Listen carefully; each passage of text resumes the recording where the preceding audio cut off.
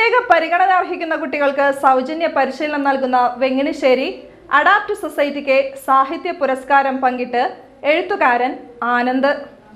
സാഹിത്യത്തിലെ സമഗ്ര സംഭാവനയ്ക്കുള്ള ദേശാഭിമാനി പത്രത്തിന്റെ പുരസ്കാര തുക അഡാപ്റ്റ് സൊസൈറ്റിക്ക് ആനന്ദ് സമ്മാനിച്ചു. നിലവിൽ രാജ്യത്തെ എഴുത്തുകാർക്കിടയിലെ ബുദ്ധിജീവിയാണ് ആനന്ദ്. ആനന്ദിനാണ് ദേശാഭിമാനി പത്രം സാഹിത്യത്തിലെ സമഗ്ര സംഭാവനയുടെ പേരിൽ പുരസ്കാരം നൽകിയത്. തനിക്ക് ലഭിച്ച പുരസ്കാര തുക എഴുത്തുകാരൻ ആനന്ദ് വെങ്ങിണിശ്ശേരി അഡാപ്റ്റ് സൊസൈറ്റിയുടെ പ്രവർത്തനങ്ങൾക്ക് സമ്മാനിക്കാൻ തീരുമാനിക്കുകയായിരുന്നു. പ്രത്യേക പരിഗണന അർഹിക്കുന്ന കുട്ടികൾക്ക് അഡാപ്റ്റ് സൊസൈറ്റി ചെയ്യുന്ന നിസ്വാർത്ഥ പ്രവർത്തനങ്ങളാണ് ആനന്ദിന്റെ പ്രശംസയ്ക്ക് പ്രചോദനമായത്.